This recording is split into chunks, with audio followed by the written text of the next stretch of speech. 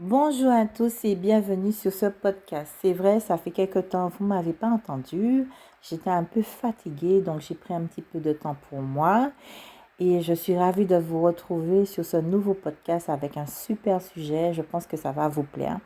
Ici, on parle de gestion de stress et comment en sortir.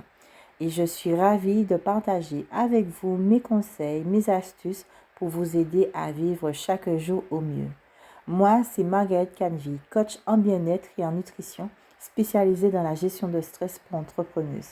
Alors, aujourd'hui, on aborde le sujet suivant. Par où commence le bien-être? Par où commence le bien-être? C'est une excellente question, hein? Vous savez, quand on est hyper stressé, on est souvent perdu dans le brouillard, on ne voit pas où on va, tout paraît flou et manque de clarté. Et on a envie d'aller mieux. En tout cas, toute personne stressée, angoissée n'a pas envie d'être dans cet état et tôt ou tard finit par rechercher du bien-être, de la sérénité. Alors, on ne sait pas par où commencer et souvent on tatillonne, on essaie de trouver des petites solutions. Alors, on s'intéresse un peu à la façon de s'organiser, de mettre quelques petites choses en place, une routine, une activité physique maladroitement.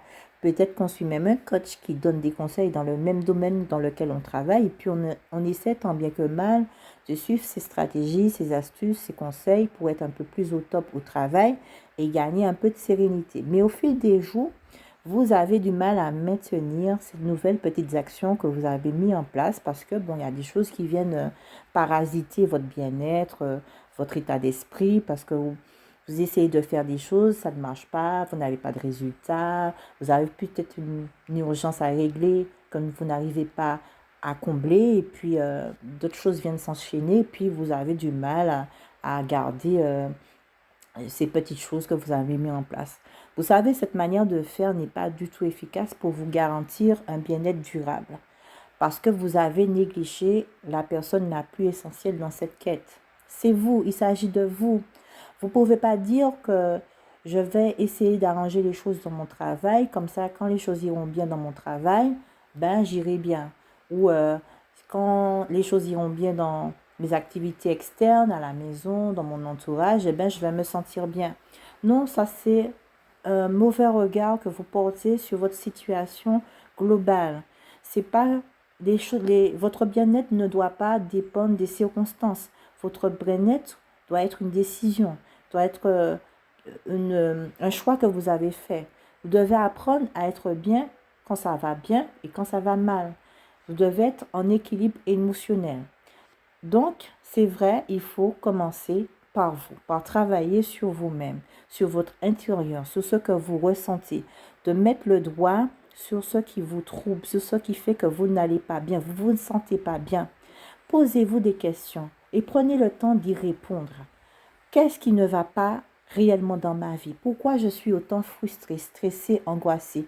Quels sont les problèmes qui minent mon esprit?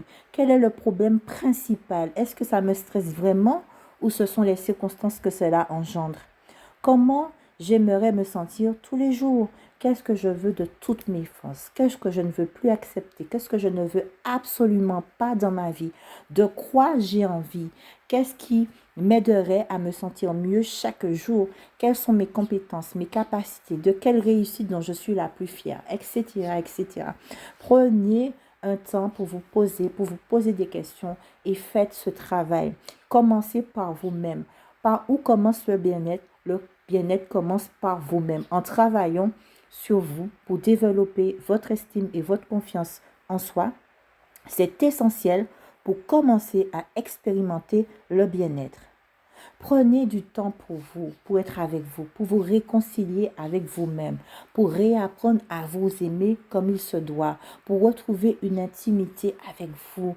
Oui, on a une certaine intimité avec son conjoint, avec ses enfants, avec quelques membres de sa famille, quelques amis, mais est-ce qu'on a une intimité avec nous? Il faut apprendre à développer une intimité avec nous, se poser, se dire, allez, comment j'ai passé ma journée?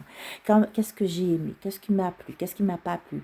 Ma journée était comment? Comment je me suis sentie à ce moment-là? Quand j'ai entendu ça? Quand j'ai fait ça? Comment je me suis... Voilà, retrouver cette intimité, partager quelque chose avec vous. Voilà, prendre du temps pour être avec vous-même, pour vous reconnecter avec votre moi intérieur. Je vous conseille d'avoir un journal intime pour justement créer cette intimité avec vous. Écrivez régulièrement ce que vous ressentez, quel que soit votre état, bien ou pas bien. Apprenez à exprimer vos sentiments quand vous êtes bien et quand vous êtes mal. Cela vous permettra d'exprimer vos émotions, vos sentiments, vos attentes, vos souhaits, vos désirs, vos déceptions.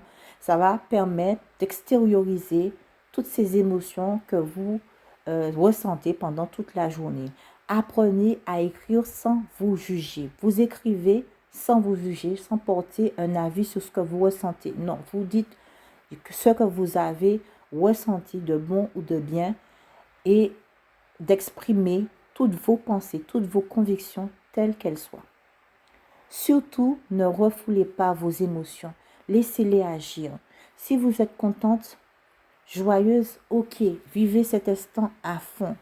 Écrivez, oui, je suis heureuse pour ce que la vie me donne aujourd'hui. Je suis contente, j'ai passé une belle journée, j'ai vu ma meilleure amie, j'ai eu un super déjeuner d'affaires, ça s'est bien déroulé. Laissez la joie vous remplir à déborder et c'est ok pour ça.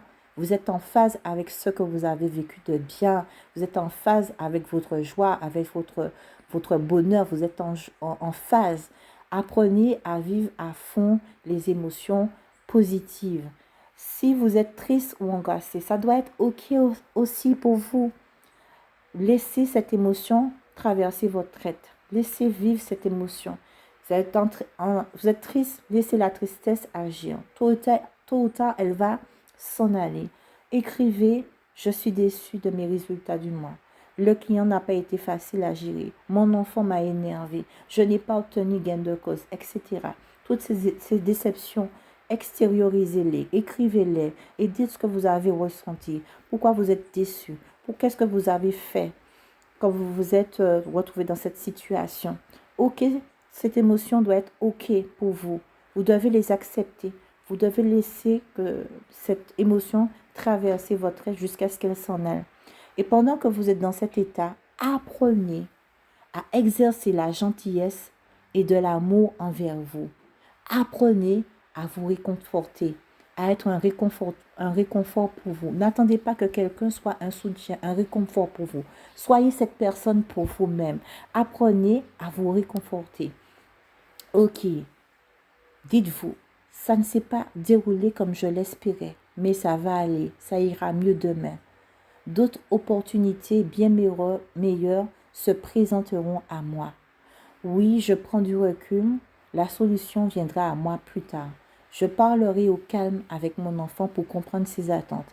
Oui, accordez-vous du temps pour vous en remettre. C'est pas facile de sortir dans une émotion négative, une émotion de tristesse, de stress, de peine, de souffrance.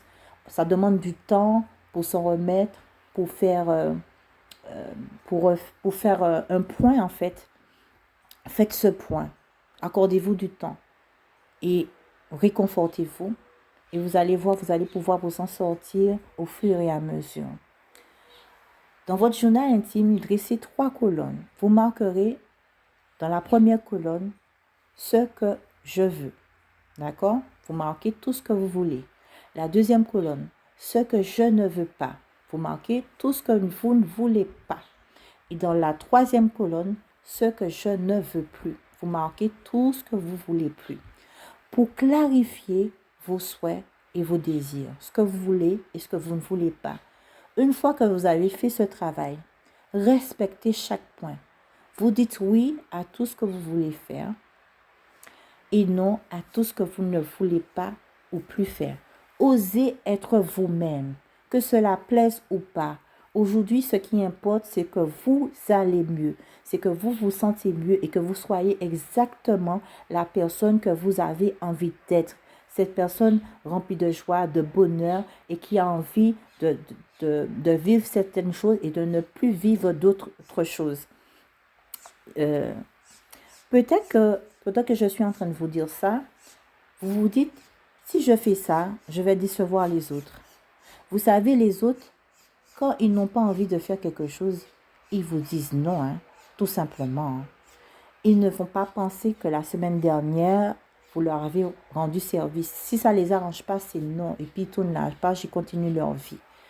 Et des fois, on est frustré parce qu'on pensait qu'un tel allait nous aider, allait nous comprendre, allait nous rendre le service. Et on se retrouve bien seul et avec un non. Ça ne les gêne pas d'être eux-mêmes. Pourquoi ça vous gêne d'être vous-même? Pourquoi ça vous gêne de dire non aussi, de poser vos limites? Par contre, si les autres ont détecté une faiblesse chez nous, ils savent que on est généreux, qu'on aime rendre service. Vous savez, ils vont en abuser. Et c'est à vous de mettre vos limites. Comment exprimer qui on est afin que les autres comprennent qui on est? Ce qui est important dans son rapport avec les autres, c'est de pouvoir vivre en harmonie avec eux. C'est clair qu'il faut être bienveillant, sympathique, pour qu'ils comprennent qui vous êtes. Il faut être clair avec eux, être bienveillant, sympathique pour qu'ils comprennent qui vous êtes. Ça va les aider à vous respecter, à respecter quand vous leur dites oui et quand vous leur dites non. Et que vous-même, vous soyez à l'aise avec eux pour leur dire soit oui ou non, en toute liberté, sans se culpabiliser. Comment peut-on exprimer un non? Tout simplement en disant cela aurait été avec plaisir, mais je me suis déjà engagée pour autre chose. Je ne serai pas disponible à cette date, mais merci pour l'invitation, c'est gentil d'avoir pensé à moi. Voilà. Oser être soi, c'est parfois dire non. C'est se respecter, poser ses limites aux autres pour être pleinement en accord avec soi et être zen.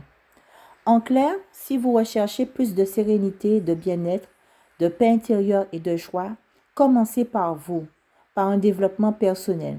Examinez-vous, vos émotions, vos sentiments, aimez-vous. Focalisez votre attention sur vos réussites, vos compétences. Écrivez régulièrement ce que vous ressentez et travaillez sur les points que vous souhaitez changer et améliorer. Il y a tellement de choses à dire sur le bien-être, c'est si vaste, mais je crois que petit à petit, vous allez intégrer le concept du bien-être. Voilà pour ce podcast. J'espère que cela vous a aidé à prendre conscience de l'importance de travailler d'abord sur soi avant d'entreprendre quoi que ce soit. Clarifier ce qui se passe en vous, être au clair dans sa tête pour bien aborder le bien-être. Je réponds à la question, par où commence le bien-être? Le bien-être commence par un travail sur soi, en essayant et en recherchant à mieux se connaître, à mieux clarifier qui on est, ce qu'on veut, ce qu'on ne veut pas, pour expérimenter les vraies sources du bonheur. C'est vraiment une joie d'être soi-même, de pouvoir poser ses limites, de pouvoir vivre chaque circonstance dans un état de sérénité. Quelles que soient les choses qu'on vit dans ces circonstances, qu'elles soient belles ou pas, on reste toujours pareil dans la joie, dans le bonheur, dans la paix, dans la sérénité. Je sais que ce n'est pas un travail facile, ce n'est pas évident, mais au fur et à mesure que vous allez travailler sur ces points qui vous font souffrir, vous allez voir que ce sera beaucoup plus facile de jour en jour. Mais il faut être persévérant, il ne faut pas abandonner. Ce n'est pas du jour au lendemain qu'on va se sentir mieux, surtout si ça fait des années qu'on est dans un état de stress permanent et qu'on veut en sortir. Le corps a déjà enregistré qu'on a un mode de fonctionnement sous un effet de stress. Pour sortir de cela, ce sera très difficile pour lui d'adopter un autre mode de fonctionnement qui intègre le bien-être. Et de temps en temps, il va vous ramener justement dans cet état de stress, d'angoisse, de confusion, parce que vous aurez le sentiment que c'est dans cet état que vous vous sentez le mieux, mais en réalité, ce n'est pas vrai. Donc, il faudra toujours retourner, faire un effort pour rester dans le bien-être. C'est beaucoup demandé, c'est vrai, surtout lorsqu'on n'a pas envie de fournir des efforts. Mais si vous voulez vraiment sortir de cet état de stress, je vous encourage à maintenir vos efforts tous les jours, à faire des affirmations positives, à vous encourager, à vous réconforter et vous allez voir que ce sera un peu plus facile chaque jour. Si cela vous a plu, pensez à liker et partager ce podcast. Laissez votre avis sur le sujet, posez vos questions dans les commentaires. Retrouvez-moi sur Instagram @businessnostress ou encore sur la page Facebook professionnelle Margaret Canvey. Je vous dis à bientôt pour le prochain podcast et bon courage les belles. Bisous bisous.